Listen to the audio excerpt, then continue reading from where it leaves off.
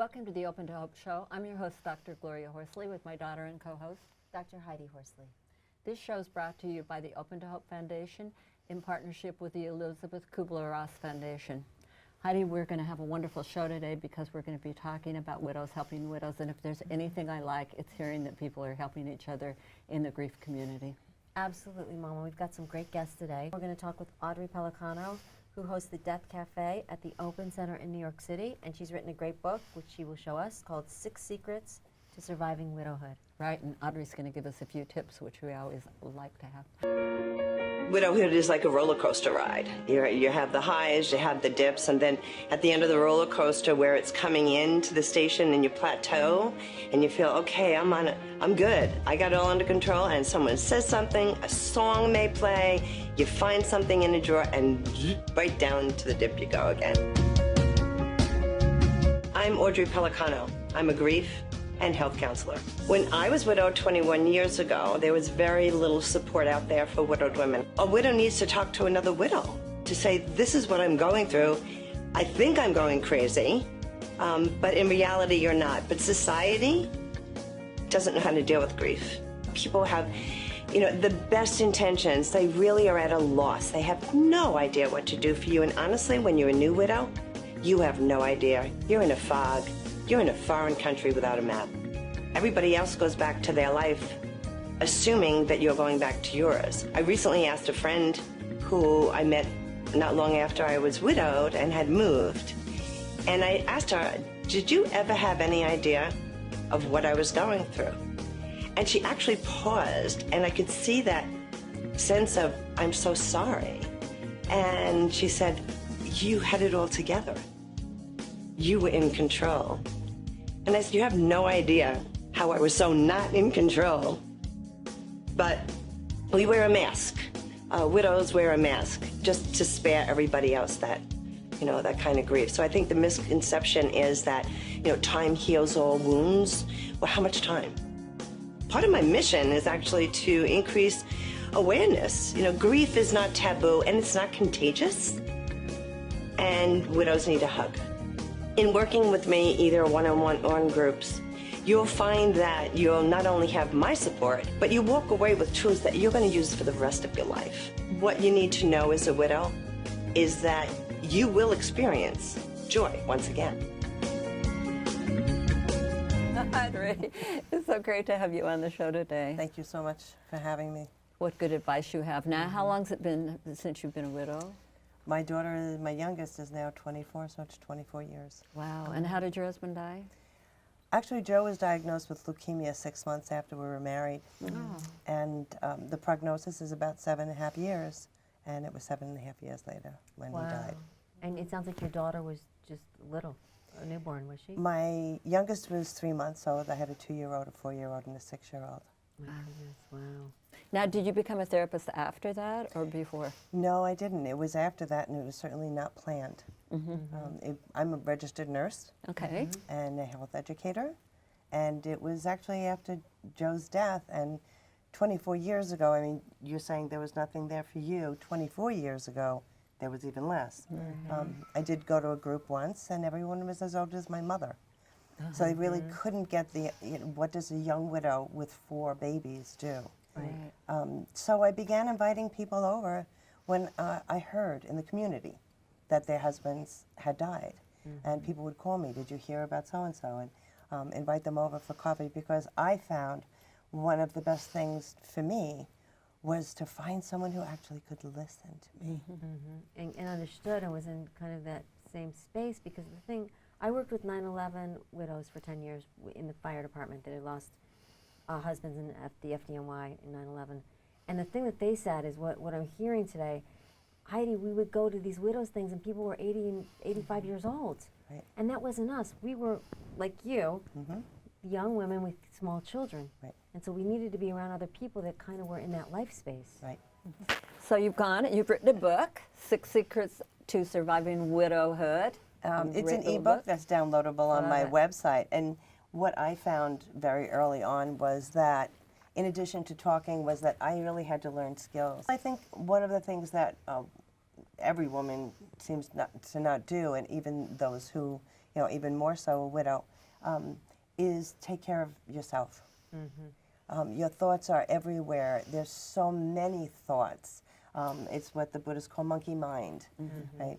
So what I did actually, not long after Joe died, when I found I wasn't getting anywhere because of all these thoughts, was to go back to my meditation practice, which I started when I was a sophomore in college.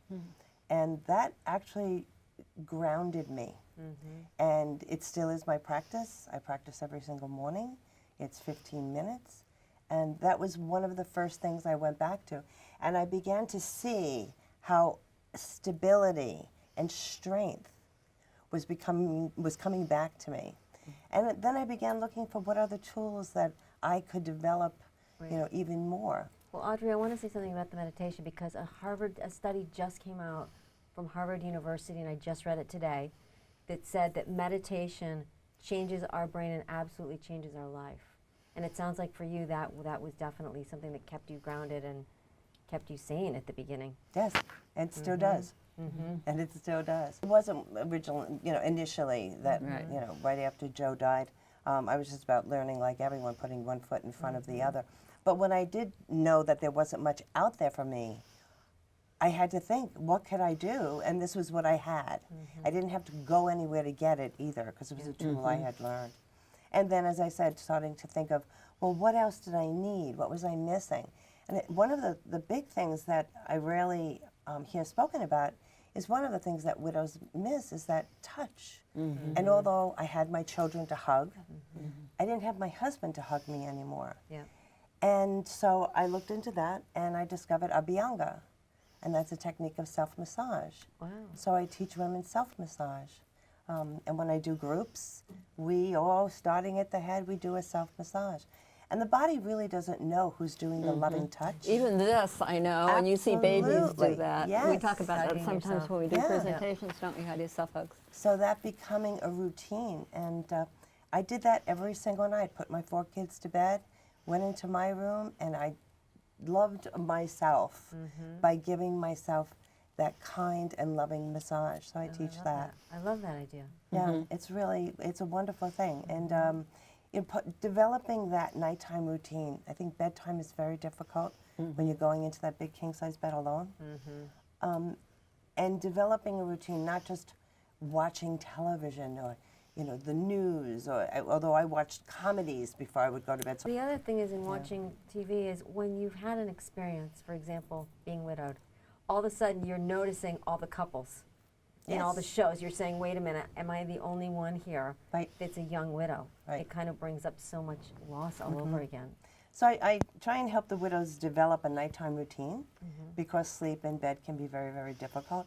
So it's turn the television off, turn the computer off, and now, time for my nighttime routine, which is going to incorporate the self-massage, which is going to incorporate preparing for the next day, whether it's getting your clothes out, those choices.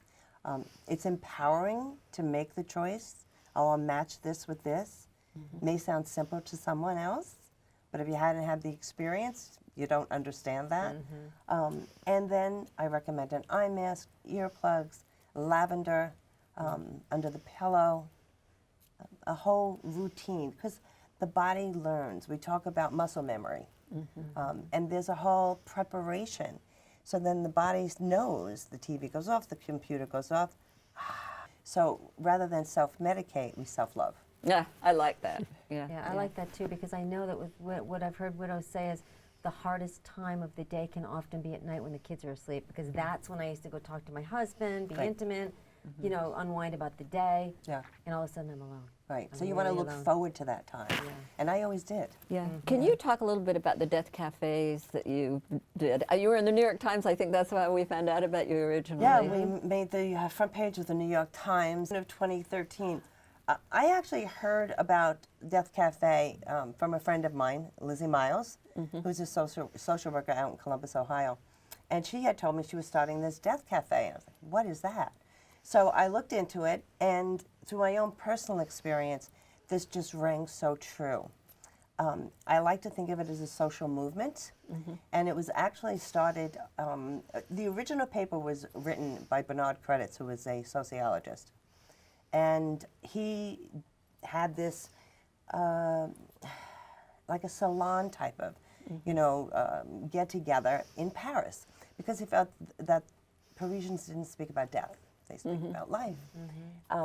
And John Underwood, a Buddhist who's in London, read his paper and said, "We have to do this because Buddhists talk about impermanence." Right. And so when I read it, having gone through with Joe, although he had been diagnosed 6 months after we were married, we never spoke about his death. So Joe died, and I had no idea what he wanted for his children, no idea what he wanted for me. And then the year before Lizzie started it, my dad passed away suddenly, 81, but never had been spoken about his death. So actually holding it now, it's in at a Chinese restaurant, and honestly, we've moved several times. I was at a Le Pont Quotidien, but when I had 75 people show up, they asked me not to come back. I do want to say it's not a support group. It is a place where the subject is death, where we talk about a subject that so often is taboo. Although many of us say, I want to talk to somebody, but I have no one to talk to. And the whole idea is that we sit and it's over coffee and food and dinner, and we make friends, and it's tables of 4 or 5 people. And what we're looking to do is to have the conversation around death move from Death Café to our homes.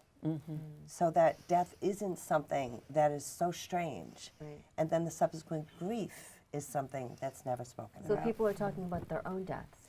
People are talking about their own deaths. People are talking about the changes, the physician-assisted death. How do you want to die? So kind of like a good death. How to have a good death. Very much a good death. And also people do bring their own experience of loss.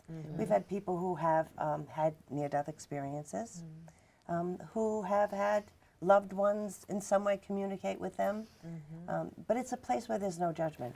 Well, thank you for watching our show today, and good luck to you on your journey. And Heidi and I always like to say, if you've lost hope, please lean on ours till you find your own, and God bless.